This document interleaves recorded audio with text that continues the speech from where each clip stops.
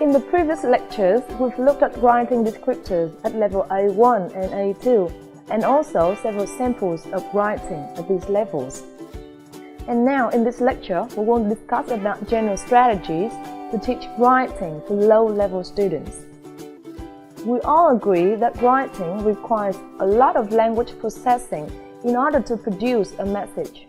First, the student must have an idea, then think of the appropriate way to say it, then start to write it and spell it correctly, and then create another sentence to continue to communicate the idea. If we add the students' worry that they are making huge, embarrassing errors or that their ideas aren't very good in the first place, then we begin to understand the complexity involved in writing a second language. In fact, my students are often confused when they're asked to revise their writing because it is a first draft. In their experience from primary to secondary school, they have always written an item once and submitted it as the final, and then the teacher would correct it. The idea that they had to write it over again was new to them. Or another example is that most of my students have developed a storytelling style that involves laying out a lot of background information and details and takes quite a while to get to the point. In English writing, however, the writing style is quite different.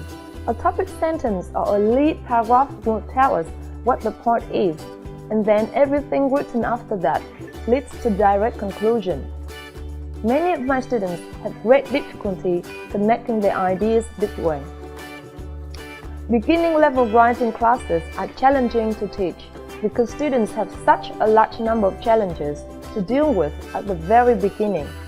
For a beginning level student, the instructions like write a paragraph about your family, write 3 sentences describing your best friend, etc. can be daunting.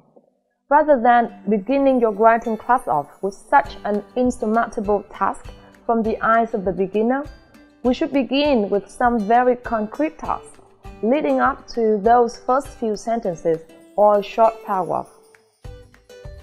Here are some of the most important first steps in writing that can help beginning level students gain confidence in writing skills. The first one, start small with the nuts and bolts. What are the nuts and bolts of writing? For many students, knowing that a sentence begins with a capital letter and ends with a period is a major first step. Make sure to begin each sentence with a capital letter, end each sentence with a period. Use capital letters only with proper names, the pronoun ein, the first letter of the first word in each sentence. Number 2. Focus on parts of speech. In order to teach writing, students must know basic parts of speech. Make sure to teach what nouns, verbs, adjectives, and adverbs are. Ask students to categorize words in these 4 categories. Taking time to ensure students understand the role of each part of speech in a sentence will pay off down the road. One way to teach parts of speech is to use sequence poems. The basic sequence formula is as follows, but teachers can modify it as needed according to the student language level. 1 noun, 2 adjectives, 3 gerunds, words and verbing, a short sentence, a 1-word summary. On the screen is an example of a sequence student might write. There really is no wrong way to do a sequence. Students can put key vocabulary words together any way they like to create the message they desire. Teachers may want to use sequence to reinforce new content, vocabulary, and concepts as well. Number 3. How to differentiate writing activities. With some pre-planning, a teacher can create a writing assignment that will allow every student to be successful. For example, the teacher may give a writing assignment that has A, B, and C levels, or they can be number or color-coded. Students at level A copy a sentence or short passage exactly as it is written. This helps beginning level students who are not very familiar with the language but may be able to interpret some of the information as they copy it. Level B students receive a paragraph or two that has blank spaces in the text. The students write the word or phrase that completes the sentence. This allows the student to write an amount that is not overwhelming and helps them comprehend the information. Level C students write on their own, but perhaps they receive paragraph prompts or are allowed to look in a book, but must put the idea in their own words. After some practice with this system and getting to know your students' English language skills, you will be able to create a system that works best for your class. Number 4. Error correction. I have never corrected my students' writing mistakes, at least not in the traditional way. I have always told my students, if I correct your English, I improve my English. If you correct your English, you improve yours. I handled corrections in one of the two ways. Either I identified what errors I would be looking for in the writing submission, or I told them I would only circle 5 errors in the whole paper. If I preset the errors I would look for example, correct use of past tense, I would only correct past tense errors, even if I saw other glaring errors in the paper. Sometimes it was hard to do, but I wanted to maintain the students' focus on the writing improvement we were working on. If I set a number of errors I would circle, for example 5, then I carefully chose those 5 and ignored the rest.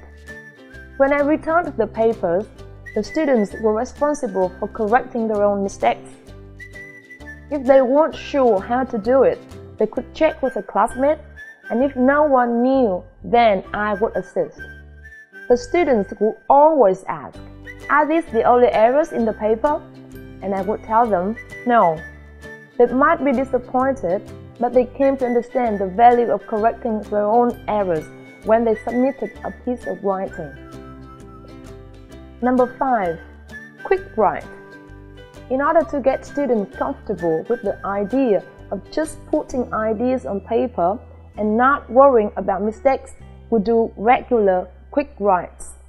For quick writes, I give the students a topic and then tell them to write as much as they can for 5 minutes. They need to keep their pencils on the paper, and even if they can't think of anything to write or they are worried about how to spell things, they're supposed to keep writing. At the end of 5 minutes, the students count how many words they were able to write and they keep track in a log. The objective is that they will see progress in the amount of writing they are able to do in 5 minutes time and hopefully apply this fluency to their essay writing. Suggestions to help with simple sentences. Once students have understood the nuts and bolts, help them begin writing by limiting their choices. I find it is a good idea to ask students to write sentences that focus on expressing certain ideas with very limited structures. Here are some suggestions for writing tasks. Make sure students keep to simple sentences. Compound and complex students are much too confusing at the very beginning. Sentences may be very repetitive in these exercises. However, once students gain confidence in a number of simple exercises, they will be able to move on to more complicated tasks. Simple exercise 1. Describing yourself. In this exercise, pre-teach standard phrases on the board such as my name is, I am from, I live in, I go to school at. Use only simple verbs such as live, go, work, play, as well as set phrases with the verb to be. Once students feel comfortable with these simple phrases, introduce writing about another person with he, she, or they. For these students, short writing assignments are best. When they can write a few sentences that serve a practical purpose, they will see the progress they have made in English as well as the practical applications of that knowledge. the simple paragraph. One of the first writing assignments any student receives is writing a composed paragraph. Just about any topic you are teaching in class can be the subject of a paragraph. When you break the paragraph into smaller elements, your students will see that 4 to 6 sentences do not have to be overwhelming. The first element of a paragraph is a topic sentence. This sentence gives the reader the main point of the paragraph. The last sentence of a paragraph, when it stands alone, is the concluding sentence. It gives some final thoughts about the topic. In between are 2 to 4 sentences that expand the idea, give examples, or argue a point. For example, a simple paragraph about fall might look like this. Note the use of color words and fall vocabulary. Postcards. For so many students, studying English means traveling overseas. For these students, every day is a chance to experience something new. They can share their experiences with others with a simple postcard written in English. Postcards follow a standard format that can give your students practice with the simple past or present progressive tenses. They're also a great way to apply vocabulary about vacation or geography. Standard postcards have 5 simple parts: the greeting, a sentence about where you are, 1 or 2 sentences about what you're doing or have done, a closing, and a signature. When students follow this formula, their postcard will look like the following. Emails. Today we live in a world filled with technology, and no technology is more popular than email.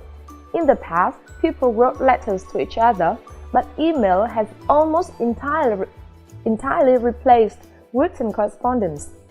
Emails are shorter and more informal than writing personal letters. If your students have email addresses, have them write you a short email for homework. You can also email your students a simple question and have them answer it as part of their homework. The topic doesn't have to be special or complicated. Just getting a few sentences on the screen won't be enough for many beginning students. Memo.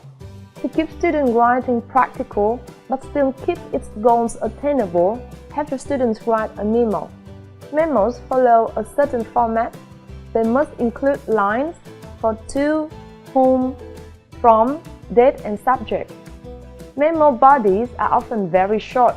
Even 2 or 3 sentences is enough for a memo. Review the standard memo format with your students, and if you like, show them how to use a template via their word processing program. Then have students write a memo announcing a group meeting, reminding their classmates of an upcoming event, describing a subject that could be related to their study. When your students have completed this assignment, they will find that even beginning language students can have practical applications in life. A thank you note. Handwritten notes are few and far between in today's culture, but almost everyone appreciates receiving one. And if we think for just a few minutes, most of us can name something and someone we are thankful for. Your beginning students should be able to write a simple thank you note, and you can teach them this pattern to do it. It only takes familiarity with the simple present and the simple future to write this type of note. There is an example on the screen.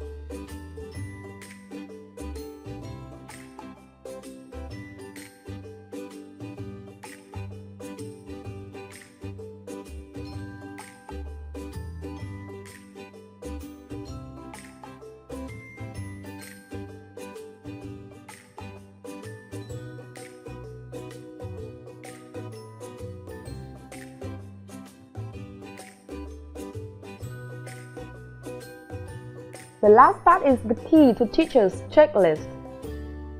Before students write, students need practice with the target vocabulary and grammar before they can control it in writing. The easiest way to ensure this is to do writing as the culminating activity for any language learning lesson. For example, grammar, vocabulary, listening, speaking. Low-level students need time to develop their responses before they write. Talk things out first as a class or in pairs. When students write, present a model, check student comprehension of the model. Ask students to identify features in the format, for example, title, indentation, double spaces. Ask comprehension questions to confirm student comprehension of the content too. To become independent writers, students need to know how to use reference material, in this case, the model language. If they are using new vocabulary, have them locate their vocabulary list. If they are using a particular grammar structure, have them locate the corresponding grammar chart. When students revise and edit, revising is essential to the writing process. Make sure students have a review routine, such as reading their writing aloud to themselves and then a partner. Focus on the editing process. You can supply an editing checklist, or students can keep a running checklist of the types of errors they make. See the example below. Show students how to use an editing checklist. Present an incorrect model and go through the checklist to find the errors. Writers can always say more. Read student writing and orally ask or write questions to get them to flesh out their writing. With training, students can also do these questions asking as they read their writing aloud to one another in pairs. Writing is meaningful. Write a personal comment or orally give a personal response. For example, that sounds like a fun, or you have a big family. Give focused feedback, but don't do all the work. Circle the errors and let students figure them out. You can indicate the number of each type of error in the student's writing, so they can understand where they need to focus their efforts. I do not quote errors on the page, like indicating SB for spelling error or WC for word choice, because low-level students get so easily overwhelmed by too many markings. Correcting writing is a step in the writing process. Have students work individually or in pairs to correct their writing and then hand in their final draft. So, we have come to the end of Module 10. I hope you find this lecture useful when you have to decide which writing task to assign for your students. Goodbye and see you in the next module.